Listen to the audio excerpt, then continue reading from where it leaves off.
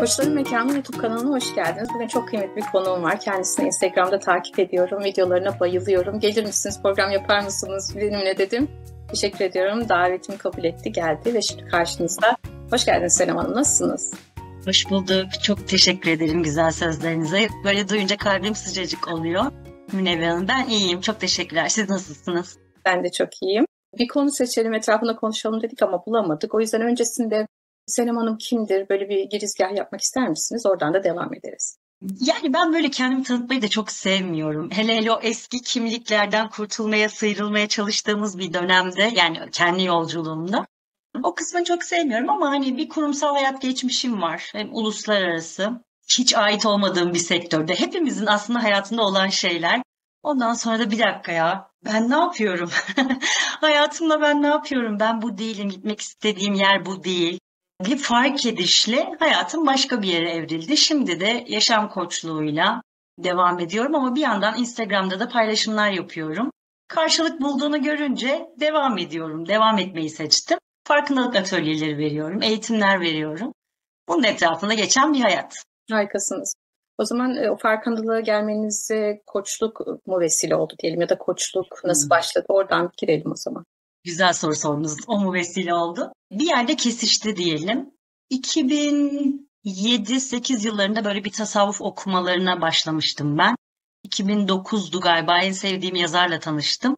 Onun kitabı da, hatta söyleyeyim, Yılmaz Dündar'ın Sen Tanrı mısın kitabıyla tanıştıktan sonra daha sıkı bir takip etmeye başladım. Çünkü görünür yapmıştı benim için yolu. Oradan ilerlerken bir yandan da kurumsal hayat ilerliyordu. 2017 yılıydı. Ben hala kurumsal hayattayken büyük bir proje yönetiyorduk ve ben kültürel dönüşüm projesinin başındaydım.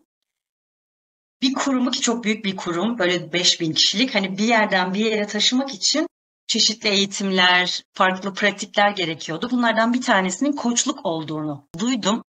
Zaten projeyi yöneten kişi olarak işte o şeyleri bulmak, Türkiye'deki büyük koçluk firmalarını bulmak, o kişilerle görüşmek benim görevimdi. Daha sonra kuruma davet ediyordum. Bir gün bir koçluk firmasının sahibiyle uzun uzun sohbet ederken o bana koçluğun ne olduğunu ve nasıl işe yarayacağını anlatıyordu. Dedim ki bir dakika, bu tam benlik bir şey. Çünkü aslında tasavvufta benim bireysel olarak yapmak istediğim, yapmaya çalıştığım şeyi danışanları, onlara eşlikçi olarak aslında aynı tutmakla ilgili bir şeydi. Yani kafamdaki tasavvufla demeyeyim, tasavvufla birebir örtüştüğünü gördüm. Ve dedim ki tamam, bu alan bana göre. İlk eğitimimi o yıl aldım. Sonra başka bir koçluk akademisinde bir daha eğitim alıp onlarla tam böyle kan uyuşması oldu. Sonra da seanslar başladı. Benim için de inanılmaz keyifli bir yolculuk oldu. Son 3 senedir çok aktif bir şekilde öyle gidiyor. Peki o zaman koçluk sizin için ne anlam ifade etti hayatınızda yani? Koçluk bana göre çağın en büyük iletişim ve dönüşüm aracı. Sadece bana göre değil, zaten böyle tanıtılıyor da her yerde. Çünkü Münevver Hanım, bence bana katılır mısınız bilmiyorum ama biz çok büyük zanlar içinde yaşıyoruz. Ve bu zanlar, zaman algısı da bunlardan bir tanesi ama bundan çok daha büyük bir şeyden bahsediyoruz. Bizi hep yanıltıyor zihnimiz. Bizi bir yerden alıyor, bir yere götürüyor. Bize ait olmayan hedeflerin peşinde koşarken buluyoruz kendimizi. Kızmadığımız kişilere kızarken buluyoruz. İlişkiler zora giriyor, hayat çok zora giriyor. Dolayısıyla bunu fark etmenin bütün hayatı etkilediğini ve aslında bizim bu dünyaya da bunu fark etmeye geldiğimize inanıyorum. Yani bütün yaşadıklarımız, acılarımız, ızdıraplarımız, mutluluklarımız, her şey aslında buraya hizmet ediyor ve sizin Jungen bir tarafınız da, bir eğitiminiz, background'unuz da var gibi anlıyorum. Jung da burayı çok güzel anlatıyor. Yani bizim işte bilinç dışına ittiğimiz, kendimizde kabul edemediğimiz şeyleri hop ne yapıyoruz? Paketleyip evimizin en karanlık odasına kapatıyoruz. Onlar yokmuş gibi davranıyoruz. Peki biz onlar yokmuş gibi davranınca onlar yok oluyor mu? Hayır. Daha da büyüyor, daha da büyüyorlar, daha da büyüyorlar ve bizim bütün hayatımızı etkiler hale geliyor. Jung çok güzel vermiş ipuçlarını. Yani bakın diyor, kişileri eleştirdiğiniz yerlere bakın. Kişilerin sizde eleştirdiği yerlere bakın. Burada bulacaksınız o kendinizde kabul edemediğiniz ve odaya kapattığınız yönlerinizi. Onlarla buluşmadan, onlarla kavuşmadan, onları kabul etmeden, onları aydınlığa çıkarmadan, yani tasavvuf tarafından da söylersek zıtlıkları birleştire sevdiğimiz, sevmediğimiz tarafları ruhumuz yükselemez. Yani buraya hizmet ettiğine inanıyorum koçluğun. Çünkü bir danışan geldiğinde herkes kendine kör. Çok ciddi bir pratik gerekiyor. Yani çok güçlü bir karar. Ben bu zihnimi izleyeceğim. İşte bu eleştirileri sevgiyle kabul edip bana hizmet ettiğine inanacağım. Çok ciddi bir karar gerekiyor. Bunu yapabilen çok büyük saygı duyuyorum. Onlar kurtuluşa doğru gidiyorlar. Ama ilk yolun başında ya da tasavvufla ya da Jungyen işte tarafla tanışmayanlar birçok akımda var. İşte Krishnamurti anlatıyor, Eckhart Tolle anlatıyor. Bu pratiklerin hiçbiriyle tanışmayanlar bunu yapamıyor. Ya da tanışsa bile belki ilk başta zorlanabiliyor. Koçluk burada çok güzel tamamlıyor. Çünkü kişi kendine kör. Benim de beni aynalayan dostlarım var. Ben onlara istişare meclisi diyorum, birlikte oluşturduğumuz kulübe. Çat diye birbirimize söylüyoruz. Yani burada hayır sen kendini göremiyorsun. Sen haksızsın. Niye böyle? Ya da benim söylediğimi bana tekrarladığında bile ben diyorum, bir dakika anladım. Ki bunu koçlukta siz de meslektaşımsınız olarak anlıyorum. Çok yaparız biliyorsunuz. Yani sadece yansıtma yaptığımızda bile danışan kendi sözlerini başkasının ağzından kendi kulaklarına girdiğinde birden bir dakika şu an bir şey fark ettim diye çıkıverir seansta. Dolayısıyla kendi kendimize bu pratikleri yapmak, bu kararı almak çok güçlü, bize hizmet eder. Ama gerek bunu yapalım, gerek hiç bu tarafla tanışmamış olalım, koçluk bize çok destek olur diye düşünüyorum. Benim koçluğa verdiğim önemin ancak böyle özetleyebilirim. Harika anlattınız. Herkes kendine kör. Evet, herkes kendine kör. Öyle. Yani az önce işte Jung tarafından da anlattım. Mesela çok ahlak bekçiliği yapan biri aslında içeride deneyim açlığı yaşıyor olabilir. Ama o bunu bilemez.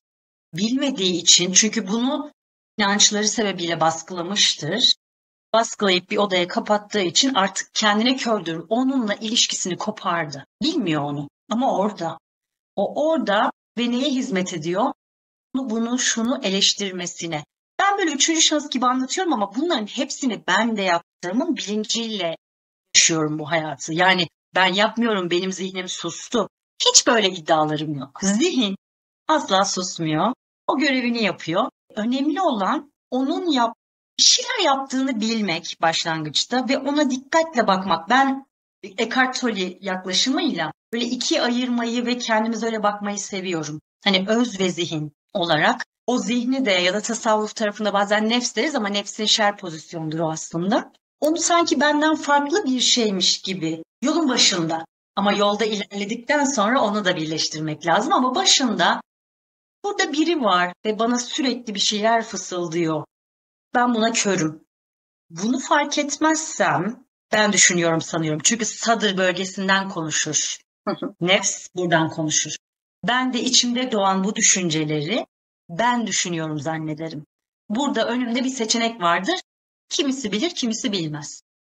Nedir bu seçenek? Bu düşünceye sahip mi çıkacağım? Yoksa benden değil diyebilecek miyim? Hani çok basit bir örnek vereyim. Krishnamurti vermişti galiba. Çok da komik bir örnek.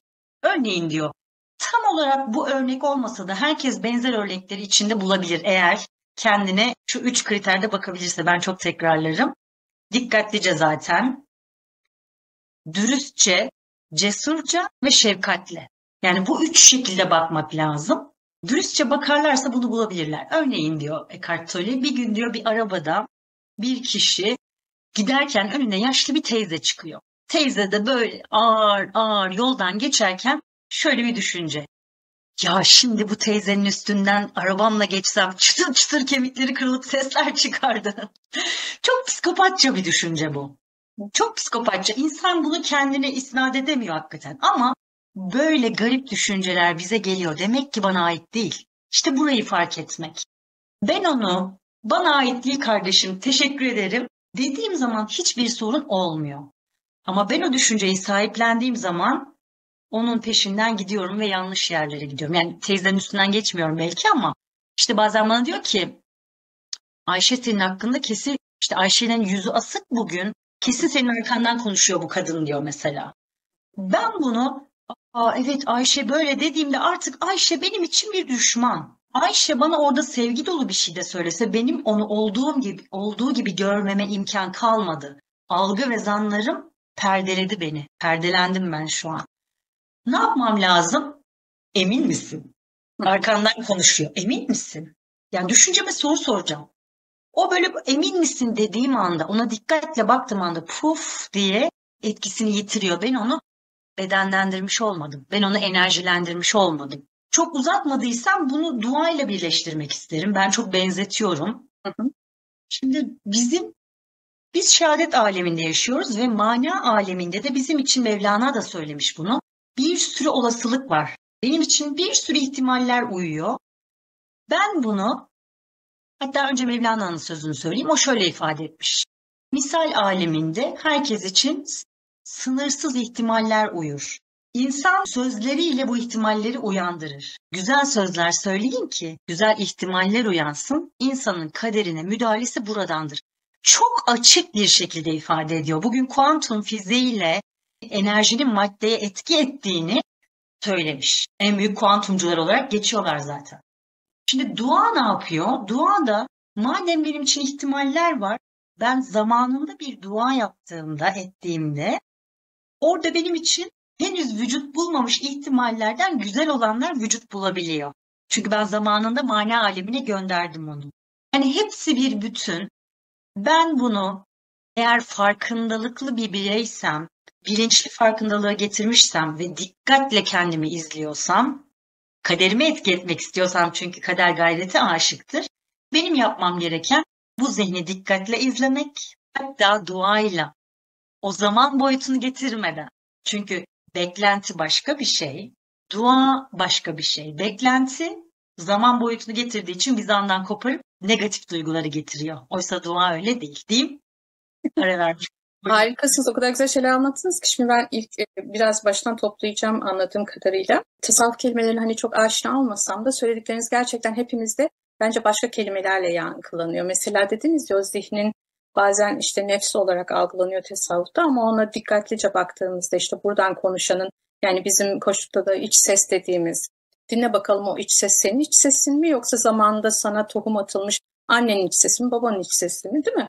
Oralara bir bak. Aynen. Eğer onlarsa zaten yargıyla konuşuyorlar sana. Çünkü öz sana yargıda bulunmaz. Öz dediğiniz gibi dürüsttür, şefkatlidir, duyguları barındırıyor. Sende orada bir şefkat yoksa, orada bir kınama varsa, ötekileştirme varsa bu iç ses sana ait değil. O zihnin dediğin gibi dedikodu yapan kısmı belki, kuru kısmı ama ona da dikkatlice baktığında, ondan kaçmadan ona dikkatlice baktığında hani dediniz ya bu doğru mu?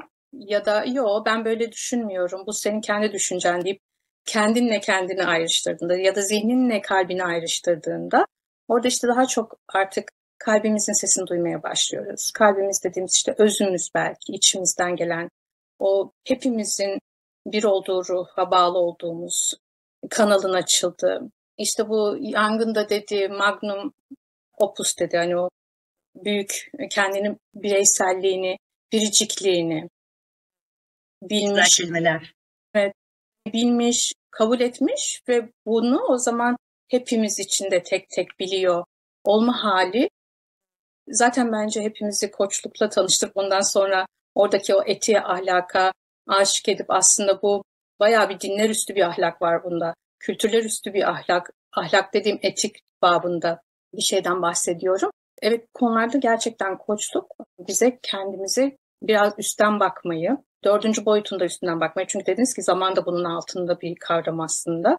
O zaman da bir kere gelir belki de zamanı konuşuruz evet. O algılarımızın dışından bakmakla bu ruh niçin burada, ne yapmak için burada ya da ne yaptığında mutlu ya da ne yaptığında bütüne bir faydası var işte. Sürekli kolektif iyilik dediğimiz şey buradan başlıyor belki. Muhteşemsiniz. Bir gün ben de sizi konuk alayım. Ne kadar güzel anlattınız. Siz sözünüzü bitirdiğinizde oradan bir şey alıp birkaç şey söylemek istiyorum ama lütfen devam edin. Yok yani böyle anladım ve dediğim gibi hani belki bazen birilerinden başka bir kelime duyuyoruz ve oraları da ötekileştiriyoruz ya bunun altına çizmek istedim. Yani ben buna başka bir şey diyorum, o başka bir şey diyor ama aslında aynı şeyi söylüyoruz, aynı şeye hizmet ediyoruz. Buralara da uyanık olup kimseyi ötekileştirmeden, hiçbir düşünceyi ötekileştirmeden burada benim için ne var? Buraya bakmak çok kıymetli. Buyurun. Öyle güzel bir şey söylediniz ki bir bütünün parçaları olduğumuzu unuttuk. Yani burası Münevver Hanım her şeyin başladığı yer. Yani burayı fark etme yolculuğu bana göre hayat.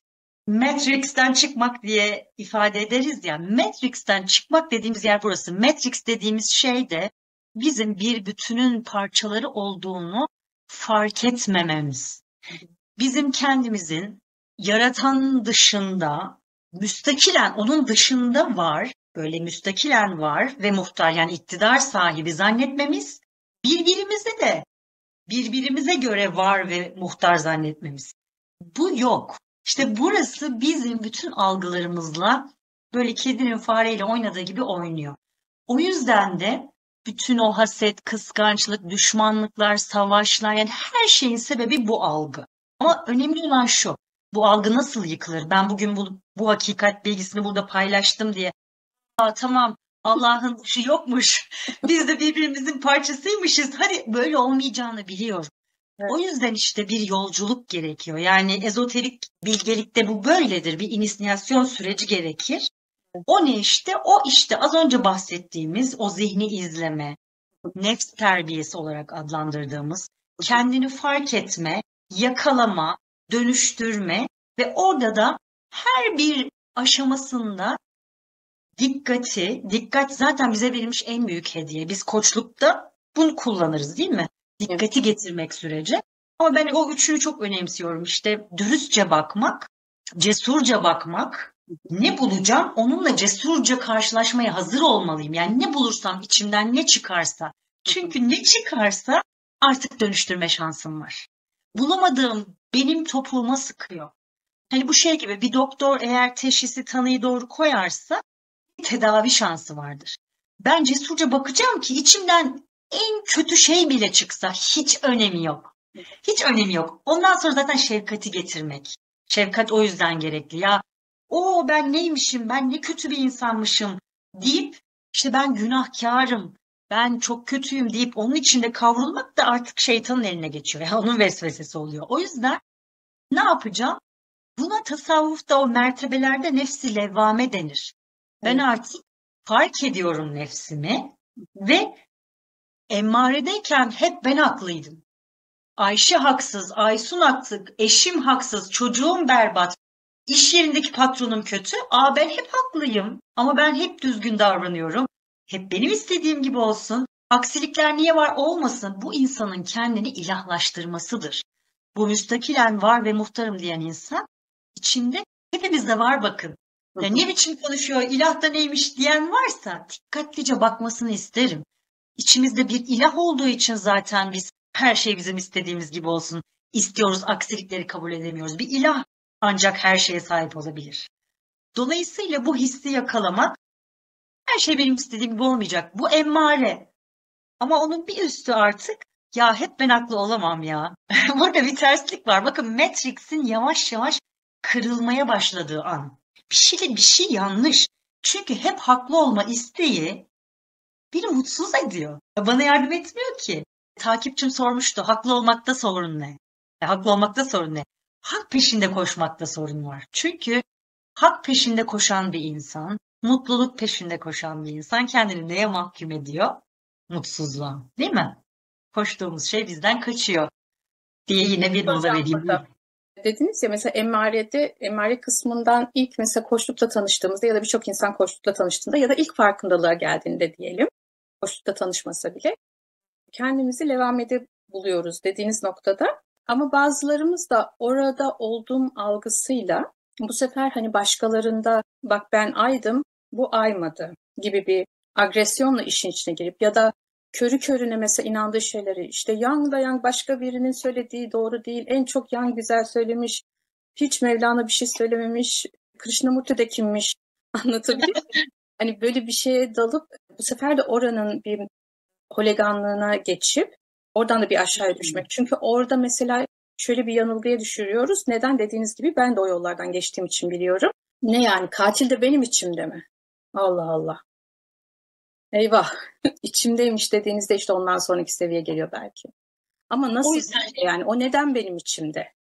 Neyi göstermek için içimde? Ben o katille hmm, neden bu hayatta yüz yüze geldim? Neden tanıştık? Niye hayatıma girdi? Hı. çok güzel noktalar gündeme getirdiniz. Birçok yerden bakabiliriz. Yani birlikte açalım. Siz zaten çok farkındalık ve bilinçli şeyler söylediniz.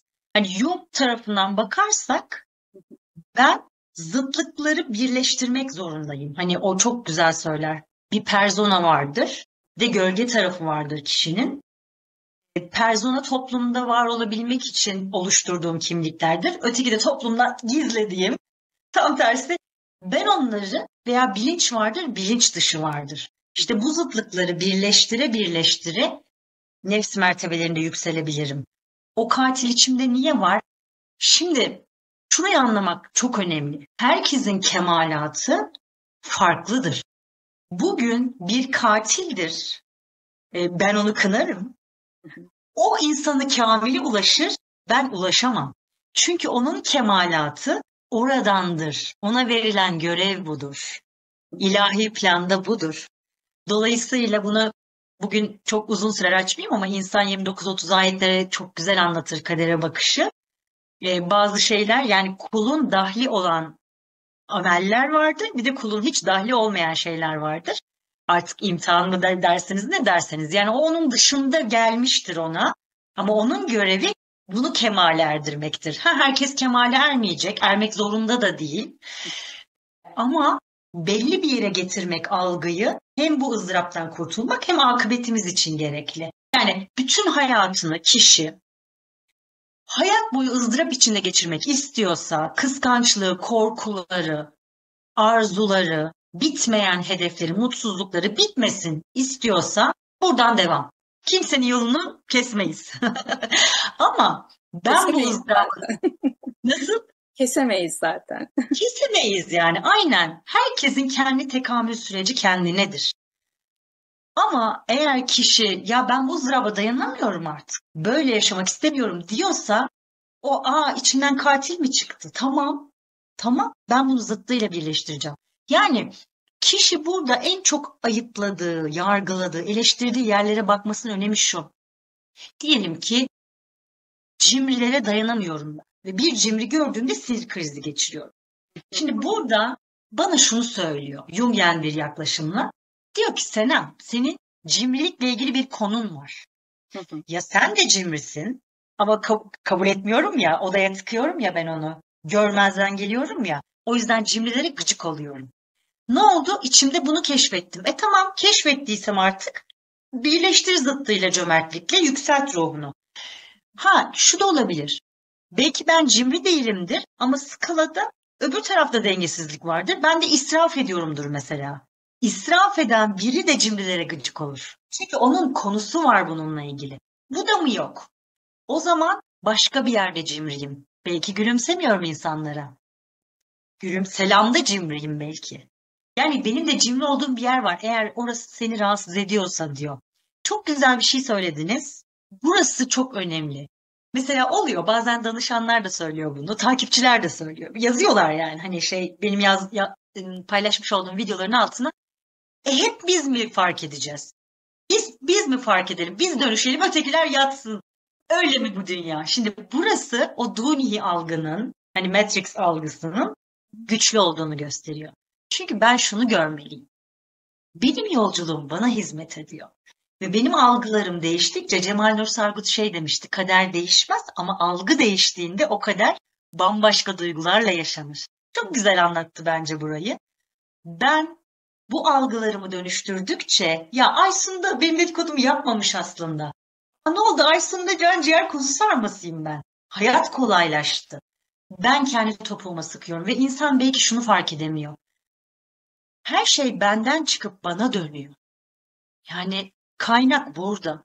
Dolayısıyla ben dönüştüğümde, ben pozitif gönderdiğimde bana dönen de pozitif oluyor. Tabii burada insanlar burada da diye itiraz ediyorlar. Haklılık payları da var. Bütün yaşadıklarımın suçlusu ben miyim? Orada işte İnsan 29-30, yani bazı yaşadıklarım özel bir çocuk dünyaya getiren anneler var mesela. Onlar şöyle düşünmeyecek yani ben neyin cezasını çekiyorum, ben ne suç işledim? Hayır, bu değil. O benim söylediğim kulun dahi olduğu ameller. Yani benim nefsimin sebep olduğu durumlardan dolayı yaşadığım olumsuzlukların sorumlusu benim. Burada kendimi döveyim diye söylemiyorum ki ben bunu. Fark edersem dönüştüreceğim ve fark edip şefkati getirirsem kendimi dövmeyeceğim. Ben ne biçim insanmışım demeyeceğim. Çok mu tekrara girdim bilmiyorum ama hem oradan tutup hem buradan tutup şefkati getirdikten sonra tamam buldum dönüştürebilirim. Belki burada şunu görmek çok önemli. İnsan bu yola çıktıktan sonra zaten bize niye geliyor danışanlar, bir koça niye gidiyor? Bana diyor görmediğimi göster. Değil mi? Size zamanını ayırıyor, size bir para ödüyor. O kadar kıymetli olduğunu biliyor bunun. Şimdi bir arkadaşım bana söyledi. Selam bak bu yaptığın doğru değil, hep böyle yapıyorsun dedi diyelim ki. Yahu ben bunu paramla satın alamam. Ne kadar kıymetli bir bilgi. Eğer orada canım yanıyorsa, nefsimin canı yanıyor, bırakayım yansın. Yansın, ikiye ayırdım ya başında yolun. Bunun canı yanıyor, yansın. Bana müthiş bir şey verdi. Ben onu dönüştürdüğüm zaman özüme yaklaşıyorum. Allah'ın ruhundan üflediği parçam. Hani deriz ya biz, farkındalık çözecek gerisini. Hani fark ettim ne yapayım, ekstra üstüne düşeyim mi? Hayır. O fark ettikçe kendi kendine çözülecek. Benim o farkındalıkla olan ilişkimi güçlendirmem gerekiyor. O da aslında Yaradan'la olan ilişkimi güçlendirmek. Nasıl güçleniyor? Nefsini bilen Rabbini bilir. Nefsimi gördükçe ona yaklaşıyorum aslında. Çok güzel ipuçları verdiniz. Mesela kendimizi tanımakla da alakalı. Ben de danışanlara hep şey derim. Çevrenizde en yakınlarınızda, birlikte büyüdüğünüz kardeşleriniz olabilir, kuzenleriniz olabilir. Size en çok neyi söylüyorlar? Mesela kötülüyorlar da olabilir. Üf ne var çok uyuyorsun ya da üf ne var çok konuşuyorsun. Ya da başka bir şey. Oralara bir dikkatlice bakın. Yani onlar negatif bir şey söylese bile aslında siz ondan pozitif bir şey çıkarabilirsiniz. Mesela benim çok konuşmam şimdi bu programları yaparken işime yarıyor gibi. Yani kötü bir şey değil belki o söyledikleri. Sizde önce kötü yankılanmış olabilir. Okey. Ben bu negatifse bile o anda bunu nasıl pozitife dönüştürebilirim? Ya da nerede çok konuşursam negatife düşüyorum. Nerede çok konuşursam pozitif oluyor bu iş gibi. Oralara baktığımızda işte dediğiniz gibi belki de kendimizden kendimizi doğurduğumuz noktada. Çünkü eğer burası bir sahne gibi anlattığınız işte sahne, oyuncular, roller varsa ve gerçekten hepimiz birbirimizin yaptığı bir ufacık hareketten bile etkileniyorsak işte yok kelebek kanadını çıkmış öbür tarafta fırtına çıkmışlara inanıyorsak okey o zaman zaten illaki benden çıkan bana bir etki yapıyor. Buralarda zaten ilk uyanık olmak gerekiyor. Çok güzel bir örnek vereceğiz Münevver Hanım. Kardeşiniz örneği üzerinden. Yine Jung'dan gidersek oluşturduğumuz kimlik personalarımız var. Bunlarda sıkıntı yok. Yani benim bir yaşam koçu kimliğim var, bir anne kimliğim var. Efendim ben sportmen bir kişiliğim, bu da bir kimlik. Değil mi? Kimlikler var. Ama bu kimlikleri haddinden fazla veya ait olmadığı yerde gerekli olmadığı ölçüde kullanmakta sıkıntı var. Çünkü buraya nefs geliyor. Ne demek istiyorum? Şimdi ben yaşam koçuyum diye anneme gitsem. Anneme hemen gülmeye başladım. Neden? Çünkü oğlum bana dedi ki anne bana koçluk yapma dedi oradan. Değil mi? Yani çocuk orada sınırı zannediyor. Ben ayda çocuk neyse anneme gitsem ve işte bak koçluk yapmaya başlasam, koçluk soruları sorsam falan filan ki koçluk talep edene yapılır. Yani o zaten bir kuraldır. Ne oldu? Ben o personayı yanlış yerde kullanıp yaşam koçluğu kötü bir şey mi? Hayır. Ama yanlış yerde kullanırsam o zaman hizmet etmedi ve birilerini tabii ki gıcık edecek. Konuşmakla susmakla ilgili çok güzel bir hadis var. Çok hoşuma gidiyor. Sormuşlar Hazreti Peygamber'e. Ne kadar konuşalım, ne kadar susalım? O da demiş ki konuşurken kendinizi beğenirseniz susun. Susarken kendinizi beğenirseniz konuşun. Hep nefs üzerine. Ben de hayata böyle bakıyorum. Yani birini kırdım. Yani bir şey oldu mesela. Bir aksilik oldu. Veya iş yerinde büyük bir hata yaptım. Hemen dönüp nefsim karıştı mı? Tabii şer pozisyondan bahsediyorum. Yoksa nefs bize zaten yükselmek için lazım. Hatta Mevlana demiş ki nefs bir binektir bu yolculukta. Sen ona binersen istediğin yere götürür. O sana binerse istemediğin yere götürür. Yani nefsi kötü ilan etmiyoruz. Nefs bize lazım. Bütün dünyaya bu pencereden bakıyorum. Yani O hani iş yerinde hata yaptım demiştim. Hemen bakıyorum nefsim karıştı mı? Orada nefsim karışmış olabilir. Mesela şöyle bir düşünce geçti belki de. Bu sefer kendimi müdüre ispat edeceğim. Ve bu hırsım orada belki kendimi rahat bıraksaydım her zaman yaptığım gibi yapacaktım ama oraya bir hırs karıştı ya da Ayşe çok kendini gösterdi. Bugün de ben göstereyim dedim mesela. O da bana o hatayı. Peki burada ne yapacağım? Baktım nefsimi buldum. Çok güzel. Bu kadar. Onu görmek, fark etmek, itiraf etmek. Senem bu yüzden yaşadın canım benim. Çok güzel. Artık onu itiraf ettim, kabul ettim ya. Bir daha yapmamayı öğreniyor. O farkındalık orayı çözüyor. Baktım nefsime, nefsimi bulamadım mı? O zaman da şöyle diyeceğim. Mevlam neylerse bize neyler. Benim göremediğim bir hikmet var. Yani bu başıma geldi. Nefsim de yok. O zaman bu hata beni daha büyük bir şeyden korudu.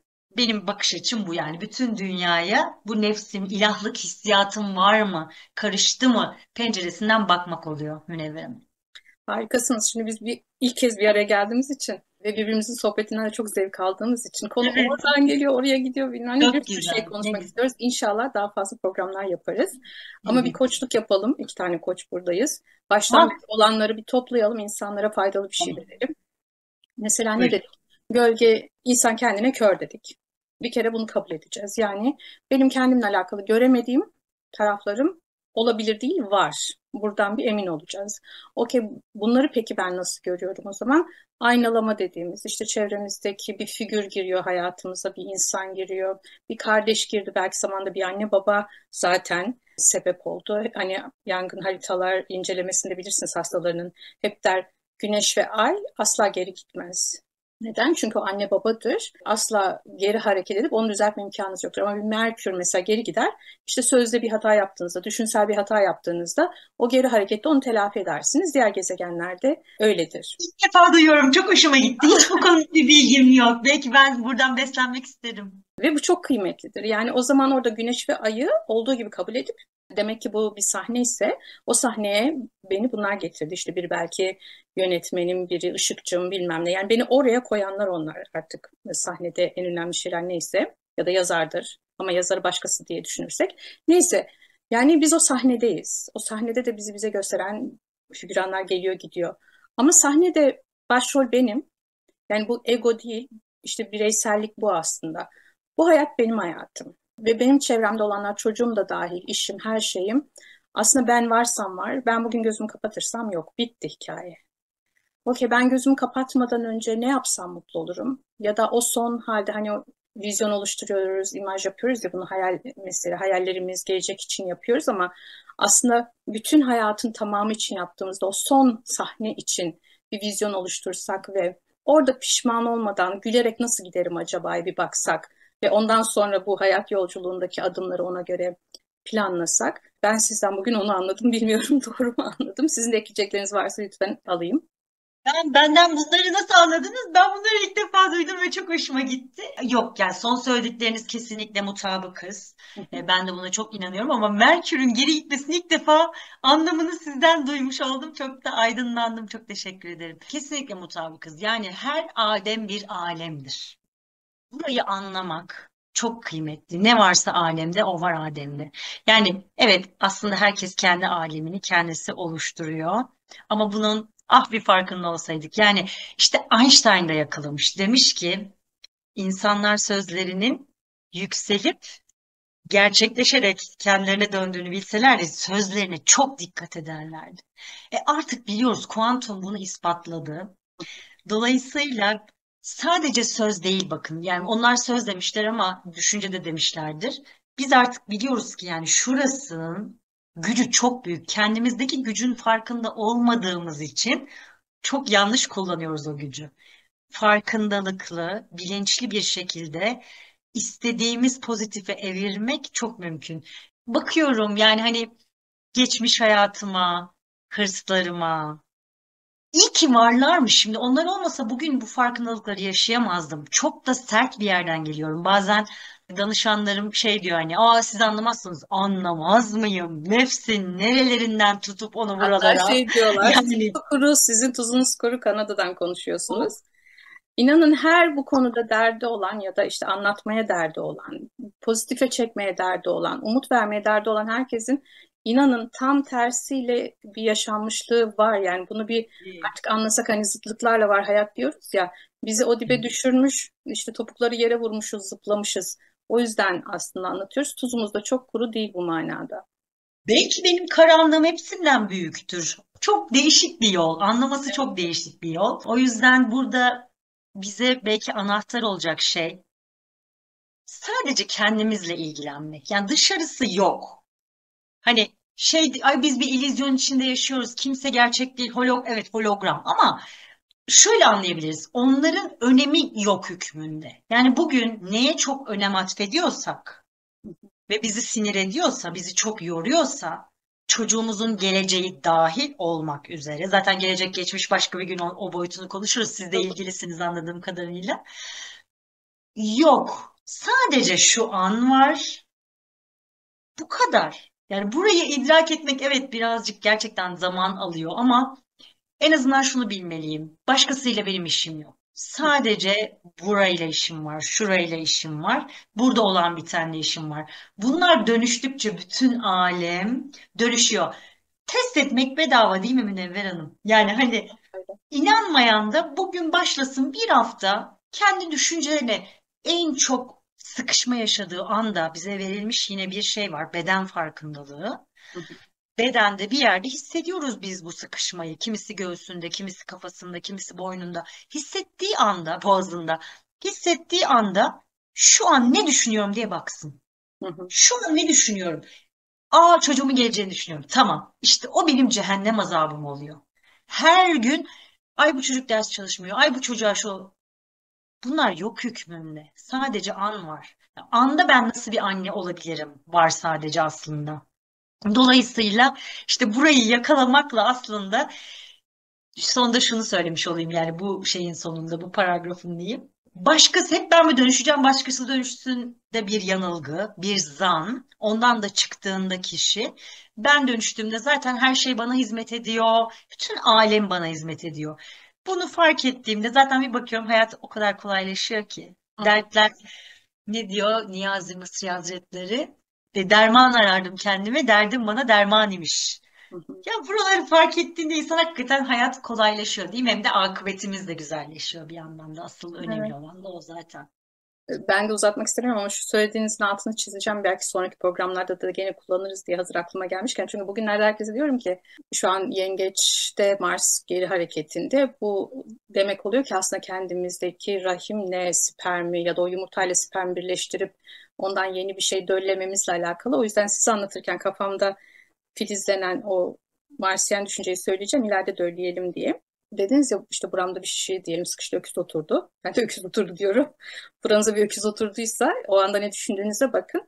Çünkü hep eskilerin hikayesini şöyle dinler insan. Eskiden olmuş işte. Lat Menatuza eskilerin tanrısıymış. Halbuki sen orada düşündüğün şeyde burada bir yangın hissediyorsan işte o öküz buradaysa o öküz aslında onların taptığı öküz. Senin de taptığın oradaki öküz. Bunu algılamak çok kıymetli. Putlarınla işte yüzleşmek, putları kırmak böyle bir şey. İnşallah. İbrahim olup putları kırmaya niyet ediyorum ben de. Ağzınıza sağlık. Son cümlelerinizi alayım. Çok güzel bir program oldu. Devamı da gelsin inşallah. İnşallah. Çok güzel bir yere getirdiniz. Ben de oradan bağlayayım isterim. Putları bulmak ve kırmak. Şimdi biz putları, çocuğumu ve geleceğini putlaştırabiliyorum. Bazen kariyerimi putlaştırabiliyorum. Eşimi putlaştırabiliyorum. Nefret ettiğim kişiyi bile putlaştırıyorum aslında. O kadar önemsiyorum ki onu. Puta dönüşüyor. Ama en önemlisi bunları bulmak, evet. Kendimi ilahlaştırdığımı fark etmek ve buna ihtiyacım yok. Bu zaten yok. Yok hükmünde. Bu gerçek değil. Bu algı ve onun oluşturduğu zanlar esas benim topuğuma sıkan yer. O yüzden ben içimde ne zaman o ilah canlanıyorsa, bazen daha çok, çünkü böyle kendine malzemeler bulup ejderha gibi ateş fışkırıyor ağzından. Onu bulup benim ilah canlandı.